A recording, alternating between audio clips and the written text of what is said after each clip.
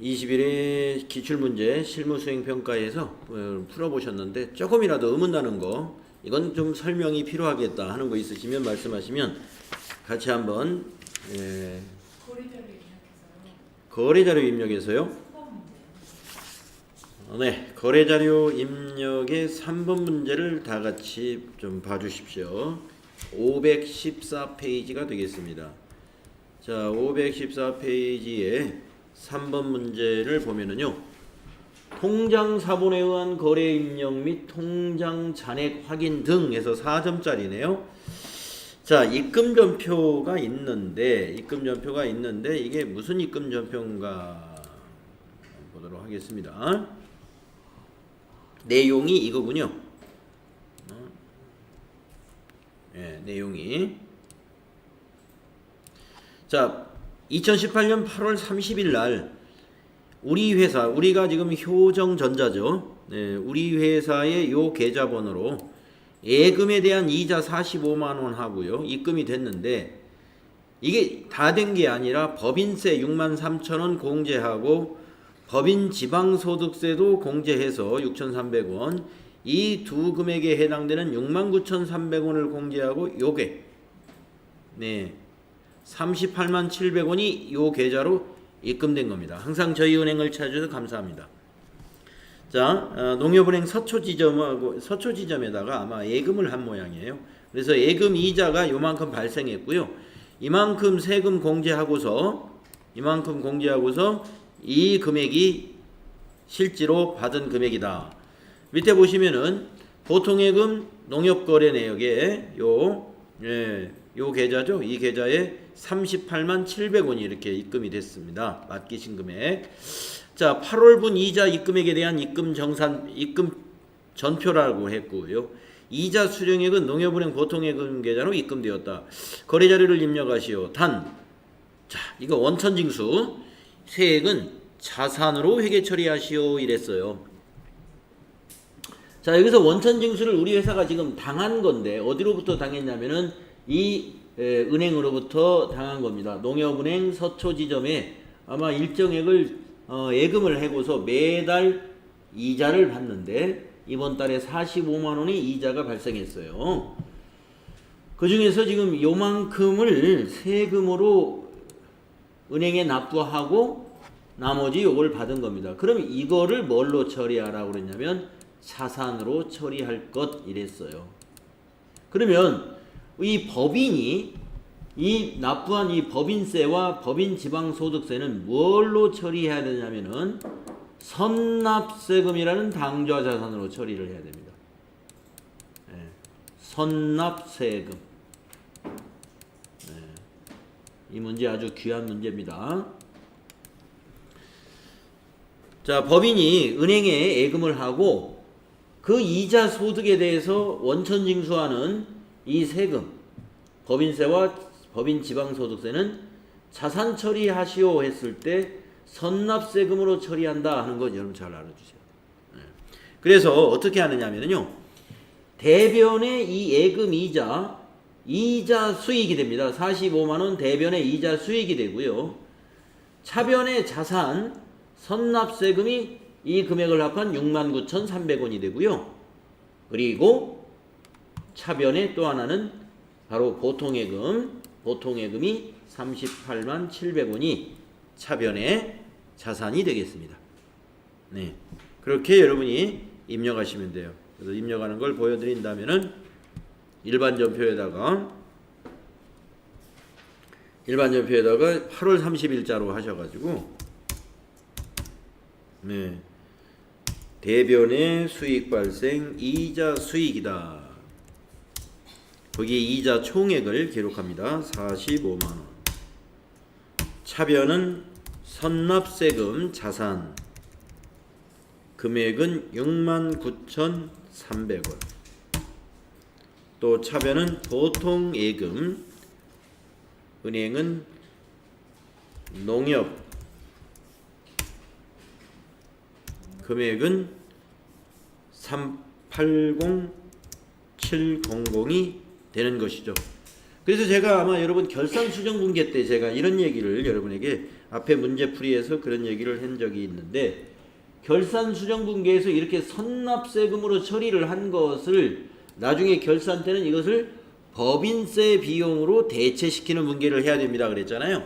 그래서 우리가 이게 기중에 우리가 그 8월 30일 날 선납세금이 발생하게 되면요. 여러분이 합계잔액시한표를 결산일로 이렇게 조회를 해 보실 때 12월 31일자로 이렇게 조회를 해 보시게 되면은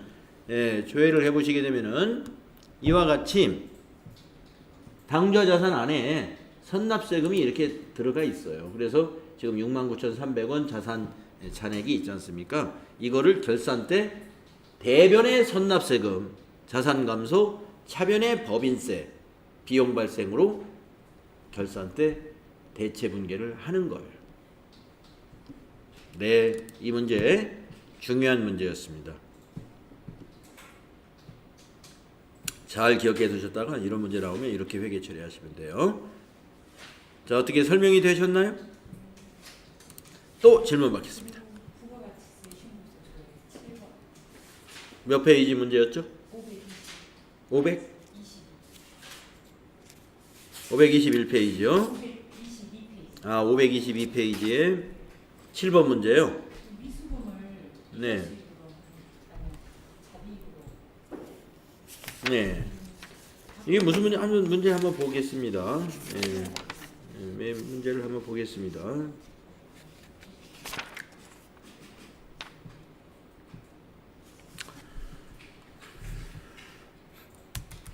522페이지에 결산 정리사항 분계군요. 네. 자, 앞에 메인 매출 분계가 9월달, 10월달 이런 분계였던 것 같아요. 날짜가. 그래서 이 결산 정리 분계는 보니까 일기 확정으로 문제를 냈네요. 그러면 일기 확정으로 문제를 냈기 때문에 여기 부가가치세 입력조회 일기 확정은 여러분이 앞에서 부가가치세 전표 이런 것들 11월 15일 이런 거 잘못 입력했어도 아무 관계가 없어요. 백데이터 가지고 하는 거니까. 자, 제1기 부가가치세 확정 과세기간에 부가가치세 신고서를 조회하시오. 그러면 여러분 기간을 이거 4월부터 6월로 조회해야 됩니다. 그 다음에 전자신고 세액공제 만원을 반영하여 6월 30일 부가가치세 납부세액 환급에 대한 회계 처리를 하시오. 단 납부세액은 미지급세금으로 회계 처리하고 환급세액은 미수금으로 회계 처리한다. 네. 환급을 받아야 되니까 미수금이 됐죠. 환급이라는 것은 매입세액이 더 많았을 때 국세청으로부터 세금을 돌려받는 것을 환급이라고 합니다. 그래서 그런 경우는 미수금으로 차변에 회계 처리돼요. 아니에요. 자비이익 대수. 환급세액이 매입세액이 더 많을 때 발생한다는 건데 지금은 이게 발생이 안 된다는 얘기. 아니 이제 조회해봐야죠. 조회를 해봅시다. 자비이익은 여기서 자비이익으로 할 수 있는 건 이거예요. 그 위에 여기 나온 거. 전자신고세액 만원. 이게 자비이익이죠. 자, 한번 조회해 보시겠습니다. 자, 부가가치세 신고서, 부가가치세 1이라는 박스에 있습니다. 자, 기간은 일기 확정은 4월 1일부터 6월 30일자로 엔터해서 조회하시면 자, 불러와야 됩니다. 이 문제의 경우는 백데이터를 저장해 놓은 출제위원들이 저장해 놓은 게 있으니까 예해서 이걸 가지고 하시는데, 자, 위를 여러분이 잠깐 보시면은 저 위에 보니까 매출세액이 더 크네요. 그러면 미수금은 없습니다. 미납 세금이 있을 뿐이지. 자, 이게 매출세액이 뭐예요? 이게 부가세 예수금이죠. 그래서 여러분이 시험지에다가 부가세 예수금 12,805,000. 그 다음에 매입세액은 이게 부가세 대급금이죠. 그래서 시험지에다가 부가세 대급금 9,850,000. 그 다음에 이게 차감세가 납부할 세액이죠. 만약에 환급세액이 있다면 이게 마이너스로 나와요. 마이너스로. 근데 마이너스가 아니란 말이죠. 그래서 요만큼. 이게 납부세액입니다. 그러니까 미지급세금. 네, 환급세액 없어요. 그래서 이건 미지급세금으로 처리하면 됩니다. 만약에 매입세액이 더 많을 때는 여기에 차감세가 마이너스로 나와 있고요. 이걸 처리할 때 미수금으로 하라 이 뜻이에요. 자, 그러면 원래 여기에서 이걸 빼면은요 294만 원이 아니라 295만 원이에요. 예, 그런데 왜 4만 원이냐? 여기 밑에 보시면은 이 밑에 여기 납부세액 밑에 그 밖의 경감 공제세액에 만 원을 더블 클릭해 보시면 여기에 전자신고세액 공제 만 원을 여기다 입력을 해놨어요. 출제위원이. 그러니까 이거는 잡이익 처리해야 돼요. 그래서 잡이익 만 원 이렇게 메모하시고 우리가 해야 할 일은 일반 전표에 가가지고 여러분이 메모를 다 했으면 일반 전표에 6월 30일이 일기 확정 과세기간 종료일이니까 6월 30일자로 해서 아까 메모했던 부가세의 수금은 차변에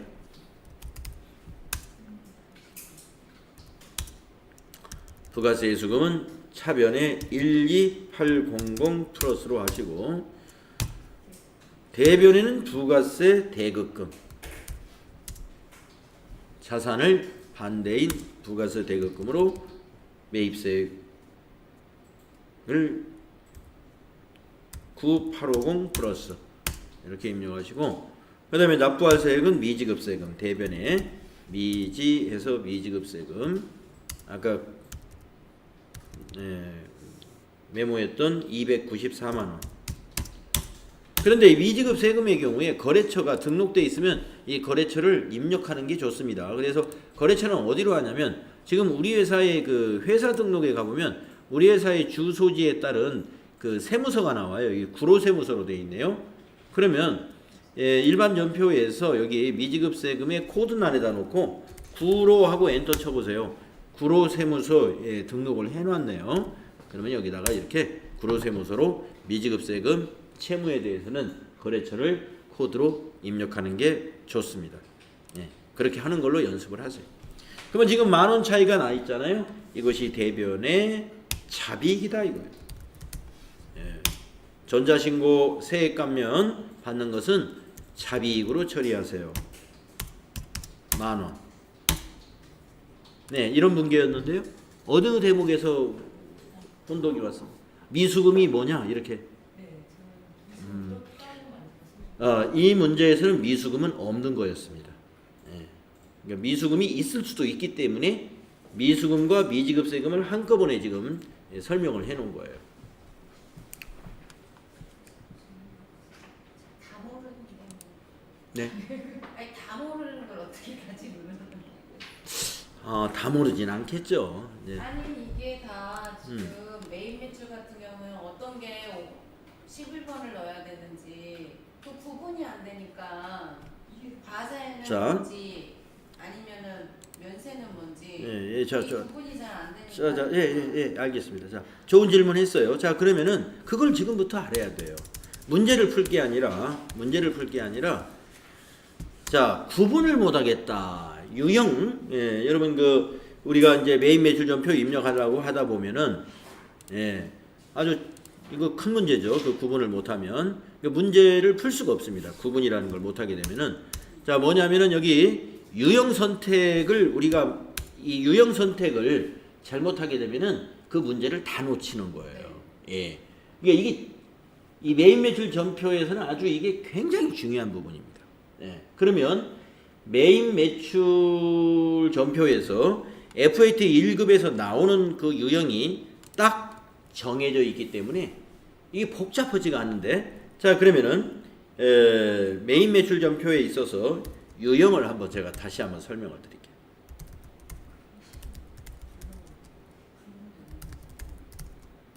그 불공이 얘가 왜 불공이 되는지 그 구분이 안 된다니까요. 자 설명 보세요. 자, 쉬운 사람한테 쉬운데 안 된다.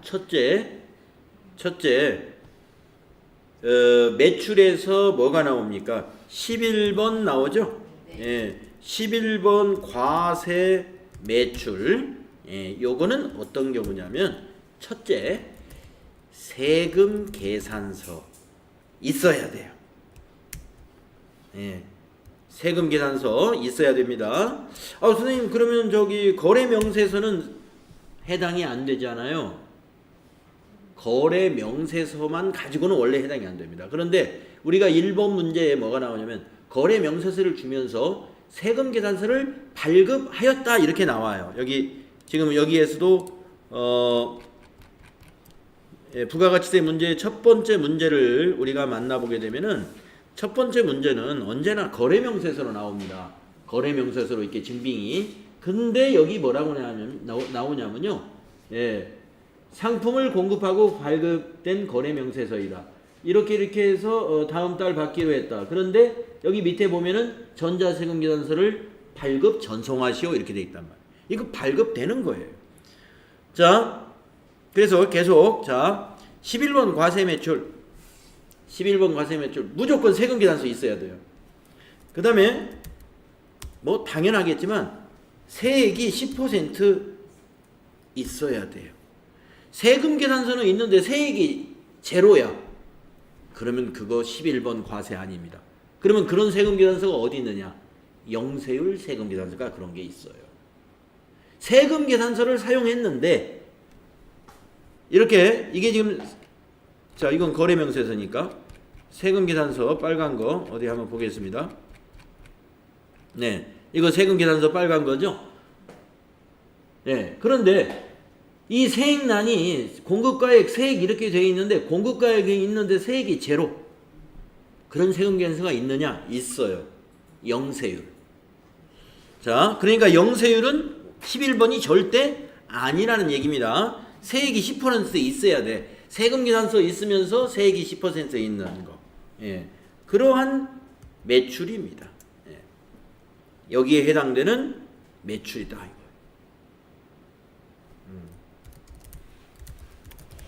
그러면 11번 선택하세요.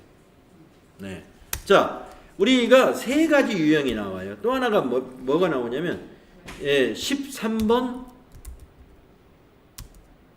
13번 면세 매출이 나와요. FAT 1급에서 자, 매출은 빨강색입니다. 빨강색으로 되어 있는 것 중에서 13번이 나올 거예요. 근데 이거는 계산서야 돼요. 계산서. 세금 계산서는 절대 아닙니다. 계산서. 아시죠? 계산서야 되고 뭐 계산서이니까 세액은 없죠. 계산서. 그러니까 이건 뭐 플러스 쓸 필요도 없네요. 계산서를 발급한 매출 이렇게 정리하면 됩니다. 계산서를 발급한 매출 13번. 증빙이 계산서면은요 13번 선택하세요. 매출이니까 빨간색입니다. 그 다음에 또 시험에 하나가 뭐가 나오냐면은 17번 가과 매출이 나옵니다. 17번 가과 매출 그냥 줄여서 카과라고 하는데 자 이거는 무조건 카드 매출 전표야. 카드 매출 전표. 카드 매출 전표를 발급한 매출이에요. 카드 매출 전표를 발급한 매출. 그러면 매출 끝.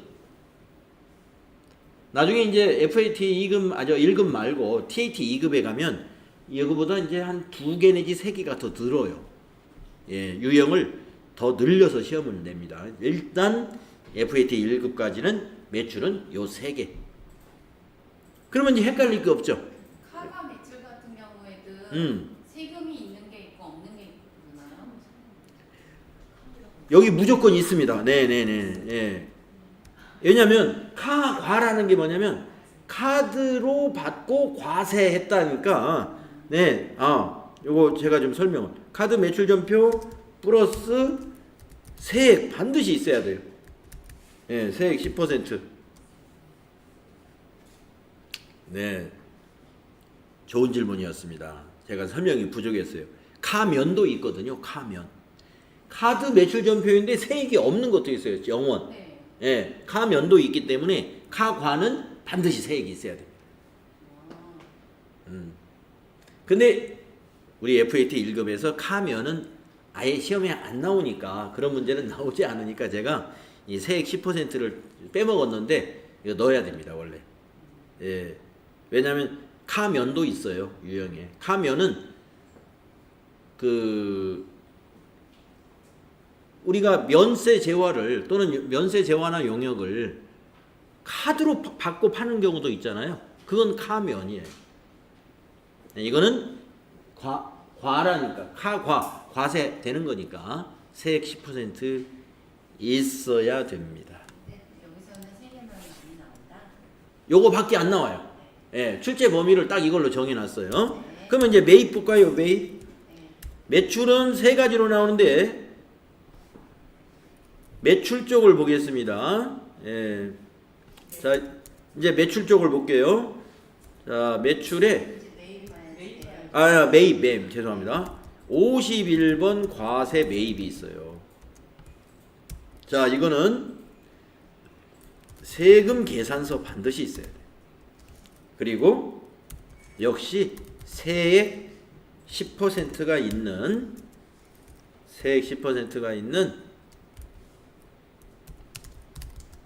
매입 거래입니다. 예, 위에 거는 매출 거래. 이거 파랑색, 예, 색깔로 파랑색 생각하시면 돼. 세금계산서가 파랑색으로 돼 있어야 돼요. 51번은 절대로 빨강색은 없습니다. 예, 파랑. 청색입니다. 자, 또 뭐가 나오느냐? 53번이 나와요. 53번 면세 매입이 나옵니다. 자, 53번 면세 매입은 계산서예요. 이것도 계산서를 발급받은, 예, 우리가 이제 매입이니까 매입 거래입니다. 예, 이거 파랑색이에요. 파랑색. 세금계산서나 계산서는요 반드시 색깔이 있습니다. 예, 검은색은 없어요. 세금계산서나 계산서는 빨강색 아니면 파랑색입니다. 네, 빨강색은 매출이요, 파랑은 매입.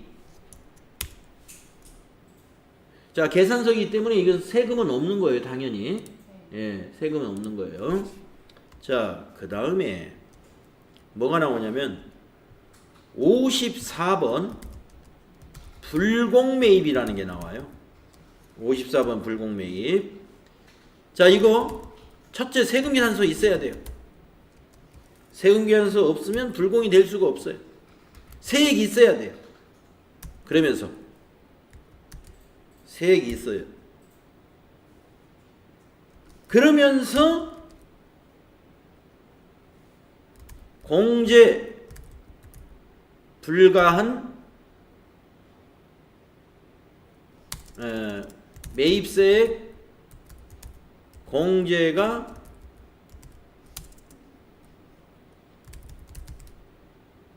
불가능한 거.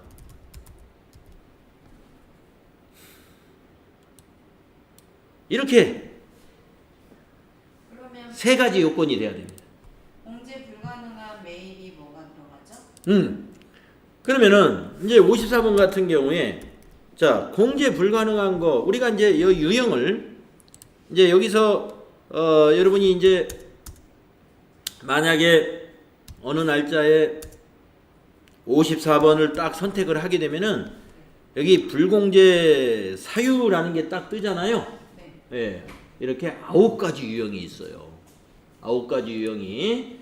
자, 토지 지출 관련된 거, 토지 필요적 기재사항이 누락된 거.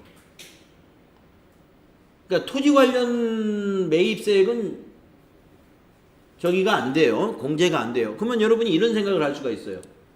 토지가 면세인데 어떻게 매입세액이 있습니까? 여기서 토지라고 하지 않고 토지의 자본적 지출 관련이라고 그랬죠. 그러니까 토지는 원래 면세니까 세액이 없으니까 불공이 될 수는 없습니다. 근데 토지 구입이 아니라 토지를 사가지고 축대를 싸는데 거기에 이제 그 공사하는데 공사비를 줬다. 이런 거는 과세거든요. 그 토지 관련 비용이에요. 그런 게. 예. 토지를 정비하는 데 들어가는 거 불공. 필요적 기재사항이 뭐냐? 여러분 세금계산서의 필요적 기재사항 알고 있죠? 공급자의 공급번호, 아니죠, 공급자의 그 등록번호하고 그 다음에 상호하고 이름, 그 다음에 작성일자하고 공급가액 과 세액, 그 다음에 공급받는 자의 등록번호. 이게 필요적 기재사항이란 말이에요. 그건 외워야 돼요. 그러한 필요적 기재사항이 누락된 거. 자, 그 다음에 사업과 관련 없는 지출. 이건 꽤 그동안 시험에서도 많이 나옵니다. 예, 사업과 관련 없는 지출. 우리가 풀었던 문제 중에서 기억나는 게 제가 있네요. 예, 대표이사가 골프용품을 자기가 사용하려고 골프용품을 사가지고 예, 세금계산서를 가지고 온 거예요. 회사로. 그러면 그걸 우리가 공제받을 수 없는 불공으로 처리했죠. 예, 사업과 관련 없는 지출이니까. 비영업용 소형소형차 구입 및 유지. 이것도 앞에서 문제가 많이 나왔었습니다. 만약에 여기는 지금 비영업용 소형 승용차 구입이라 했잖아요. 네. 중형 승용차인데요. 중형. 여기는 소형 승용차 구입 및 유지 아, 했잖아요. 제가 그랬죠. 이 소형 승용차의 그 의미는, 여기서는 소형 승용차의 의미는 봉고 버스가 아닌 소형 승용차다, 이런 그런 의미입니다. 공고가 이야. 예, 봉고가 아닌 거. 그러니까 저 우리 스타렉스 9인승 뭐 이런, 또 아니면 뭡니까 저 스타렉스 비슷한 차 있죠? 예, 기아에 있는 예, 그런 차 아닌 거. 8인승까지를 소형 승용차라고 그래요. 예? 그래서 휘연용 예? 구분이 안 되니까 당연히 물어봐요. 왜 물어봐야지. 예. 그러니까 이거는 말이죠. 근데 여기서 제외되는 게 있었죠. 1000cc까지는 해당이 안 된다. 뭐가 해당이 안 돼요? 여기 소형 승용차로 안 봐요. 1000cc까지는. 그럼 걔네는 면제되는. 예? 아니, 그 공제해줘. 그건 불공이 아니에요. 그러면은 51번. 과세 매입으로. 그렇지, 그렇지. 예. 1000cc까지만. 그러니까 우리가 그 경차는 여러 가지 우대를 해주죠. 응? 그 우대 조건이에요. 자, 그 다음에 면세 사업과 관련된 분. 예, 면세 사업과 관련된 거. 이거는 불공이에요. 예, 그러니까 면세 사업에 사용하려고 예, 면세 사업장에서 사용하기 위해서 예, 냉온풍기를 500만 원에 샀다. 그런데 세액이 50만 원이 붙어 있어요. 불공. 공통매입세액 안분계산분. 네. 자, 냉온풍기를 샀는데 그것은 우리 회사가 과세사업과 면세사업을 겸용하고 있어요. 그것도 불공. 그 중에서 나중에 이제 과세사업에 사용한 것을 매출액 비율로 해서 공개를 나중에 해줘요. 자, 이거는 공통매입세액 안분계산은 FAT 1급에는 안 나와요. 다음 급수 TAT 2급에 나옵니다. 이거 안분계산하는 거. 등록 전에, 사업자 등록 전에 매입세액 이거 불공. 예. 현재 시점에서는 불공이에요. 대손 처분 받은 세액 불공. 납부세액 재계산분 불공. 접대비 관련 매입세액 이거 아주 많이 나오죠. 접대비 관련 매입세액. 예. 금거래 계좌 미사용 매입세액. 예. 금거래를 하는데 금거래 계좌를 사용하지 않고 일반 계좌로 금거래를 하면은 불공이다, 이런 얘기. 금구리 뭐 이런 거 있는데 이런 것은 안 나옵니다. A번, B번. 네. 그래서 여러분 불공이 뭐냐? 제일 시험에 나올 확률이 높은 거 접대비, 면세사업 관련분, 비영업용 소형 승용차, 사업과 관련 없는 지출, 토지 관련 지출, 요것만 나와요. 시험에 나오는 것은 이렇게 5개. 네, 여기 여러 가지가 있지만 이게 모든 걸 시험에 낼 수가 없습니다. 그래서 토지 관련 지출, 사업과 관련 없는 지출, 비영업용 소형 승용차, 면세 사업과 관련된 분, 접대비 관련 지출. 네. 이제 가가 되는 건가요? 또? 응? 매입도 이제 카가 매입. 자, 이제 그러면 이제 54번 불공 정리가 됐죠? 네. 네. 마지막으로 하나가 57번. 그렇죠. 카 칼과 매입이 시험에 나와요. 57번 칼과 매입은 똑같아. 카드 매출 전표 반드시 있어야 되고요. 세액 10% 과세니까 반드시 있어야 되고, 예, 있는 매입 거래입니다. 예, 매입 거래. 그러니까 7가지 유형밖에 없어요. 시험에 FAT 1급에 나오는 것은. 그래서 이 7가지 유형을 이렇게 딱 정리할 수가 있습니다. 명백해요. 예, 명백해. 그래서 우리 메인 매출 전표 24점에서 맨 앞에 날짜 넣고 그 다음에 유형 선택하는 게 나오는데, 여기서 헷갈리면은 그 문제를 다 놓친 거나 다름없어요. 예, 이게 헷갈리면 밑에 분계도 엉망이 되거든요. 예. 자, 요거 잘 알아두십시오. 예. 그러니까 다른 사람은 알고 있더라도 내가 모르면 이렇게 잘 질문해가지고 이걸 막힌 걸 뚫어야 됩니다.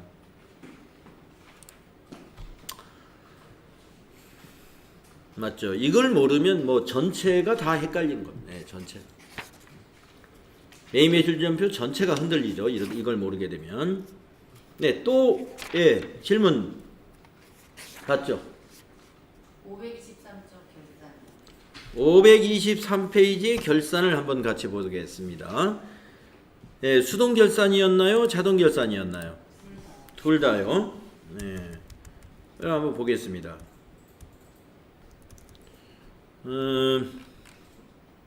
먼저 수동 결산 문제는 이렇게 주제가 유동성 대체라고 되어 있네요. 자, 결산 자료에 이런 표를 주었습니다. 장기차입금 내역을 주었어요.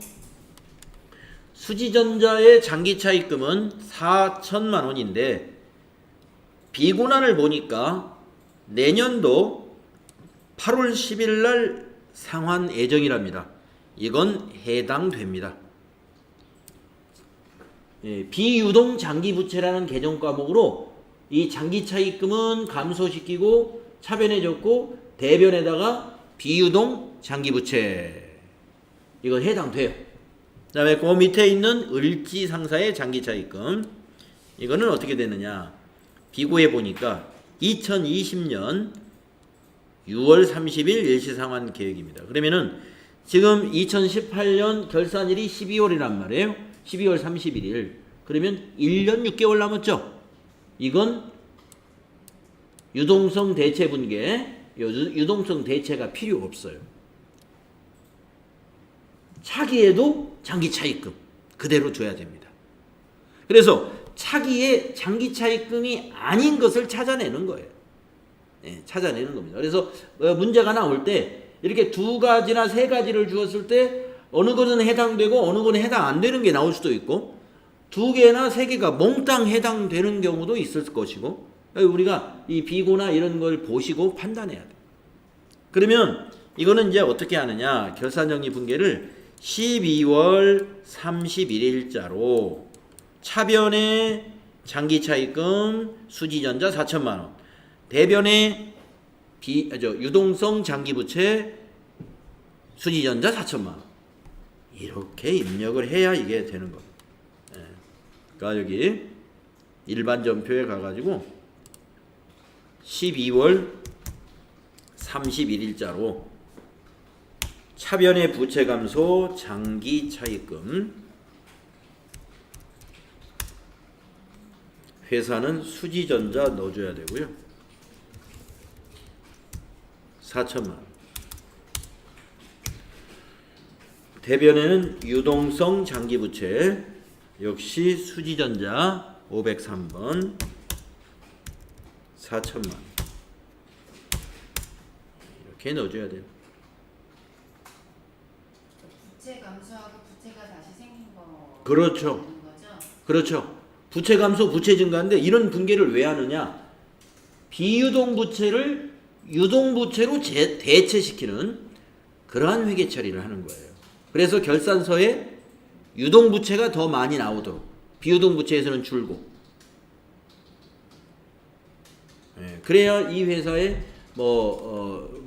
뭡니까 유동성 분석이라든가 이런 것을 제대로 할 수가 있죠. 그래서 한 번 장기 차입금이라고 그래서 그걸 갚는 날까지 장기 차입금으로 끝 가는 게 아니에요. 장기 차입금은 결산 시점으로 언젠가는 유동성 장기 부채로 전환되었다가 소멸이 되는 거예요. 자, 그 다음에 2번 문제는 자동 결산 문제였는데 기말연재 단기 대여금과 외상 매출금 잔액에 대하여 1%의 대손 충당금을 설정하시오. 보충법을 적용할 것. 수동 결산 또는 자동 결산 메뉴를 이용하시오. 이랬습니다. 자, 여기서 중요한 것은 단기 대여금과 외상 매출금은 이 비용이 자체가 달라요. 단기 대여금은 이 비용이 차변의 비용이 뭐냐면은 기타의 대손상각비. 이건 기타의 대손상각비라는 비용으로 차변이 오는 것이고, 외상 매출금은 차변이 그냥 대손상각비. 그냥 대손상각비. 그래서 외상 매출금과 바드러움 같은 경우는 우리가 그 매출 채권이기 때문에 판매 관리비인 대손상각비로 못 받을 것으로 예상되는 그런 것들을 판매 관리비로 처리하지만, 단기 대여금은 여유자금을 빌려준 투자 활동이에요. 투자 활동이기 때문에 그것으로 인한 비용은 영업의 비용인 기타의 대손상각비로 처리한다. 그런데 그런 걱정을 할 필요가 사실 없어요. 이제 여러분이 이 자동 결산을 하게 되면 해당 난에다 입력만 해주면 지가 기타의 대손상각비, 대손상각비 이걸 구분해서 딱 해주니까. 자동 결산 난에다. 만약에 수동 결산을 하려면은 이렇게 이걸 알아야 되지만 자동 결산을 하면 쉽다는 겁니다. 그래서 어떻게 하느냐? 1%로 그렇죠. 합계전액시산표를 이제 조회하는 거예요. 그러니까 이 수동 결산이나 자동 결산을 항상 첫 번째로 해야 될까? 합계전액시산표 조회를 해야 되는 거예요? 자동 결산을 해야 될 거. 자동 결산을 해야 되니까. 지금 저는 앞부분에 전기 2월을 지금 제대로 수정하지 않았기 때문에 지금. 날짜는 어떻게 넣어줘야 돼요? 아니, 날짜를 입력하는 것도 여기 이걸 생각해 보세요. 여기 결산자료 입력에 가면은 1월부터 12월로 입력하는 거예요. 1월부터 12월로. 그러니까 날짜까지 이렇게 여기만 제대로 입력을 하고 나중에 전표 추가를 넣으면 날짜도 지가 알아서 12월 31일로 해요. 합계전액시산표를 보라고 안 했어요? 네, 합계전액시산표를 봐야지. 여기서 외상 매출금을 보세요. 외상 매출금의 잔액이 얼마입니까? 제 거는 이건 틀릴 거예요. 제 거는 지금 전표 하나도 입력한 게 아니에요. 그러면 그 금액에 그러니까 자기 거의 금액에 예상 매출금 잔액의 1%를 계산해요. 만약에 내 거로 한다면은 342 39 00 340 23,900원에다가 그 밑에 있는 대손 충당금 27만 원을 뺍니다. 27만 원을 빼. 그 금액이 시험지에 기록해야 될 금액이에요. 얼마 나옵니까? 여러분 분계 다 한 사람들은 3226400 아닌가요? 3213? 잘 몰라요? 3226400이죠? 여러분 이미 다 한 사람은 12월 31일자 일반 전표를 조회해 보세요. 그러면은 차변의 대손상각비가 결차에 326400이 나왔을 겁니다. 그러나 틀렸다. 그 금액이 틀렸어도 자기 금액으로 맞았으면 맞는 걸로 채점이 됩니다. 자, 원래 앞에 분계가 다 맞았다면 326400이 맞아요. 이걸 뺐을 때. 단기 대여금도 똑같이 이것처럼 1% 해야 되나요? 문제에서 1% 하라고 그랬죠? 여기서 단기 대여금과 외상 매출금 잔액에 대하여 1% 문제에서 그렇게 하라고 그랬죠. 그러니까 단기 대여금은 5천만 원이 있나요, 여러분? 네. 그러면 거기 1%면 50만 원이네요. 50만 원. 대손 충당금 없으니까 그냥 50만 원을 모두 입력을 하면 됩니다. 그럼 이거를 이제 어디에 가서 입력하나요? 예, 결산 자료 입력. 아, 여기를 1월부터 12월까지 입력하라고요? 그다음에 결산자료 입력해서 예, 결산 자료 입력. 여기에는 날짜를 1월부터 12월로 가가지고 아까 그 메모한 금액을 자 외상 매출금 대손 충당금은 여기 대손 상각에 괄호 5번에 5번 괄호에 여기에 입력합니다. 외상 매출금 여기다가 3226400 그게 자기 숫자로 넣어야 돼요. 자기 숫자로. 여기다 입력하고 그 다음에 단기 대여금은 여기 대손 상각이 아니라 좀 밑에 있습니다. 영업의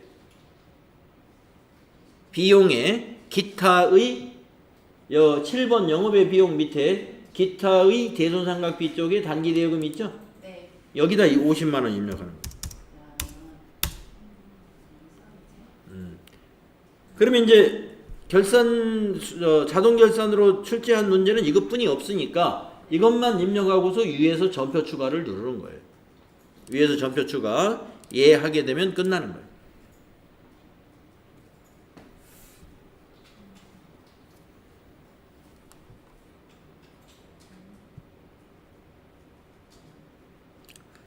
네, 이해가 되셨죠?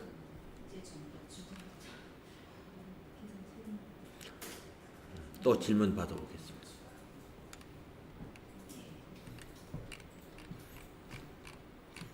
또 추가 질문.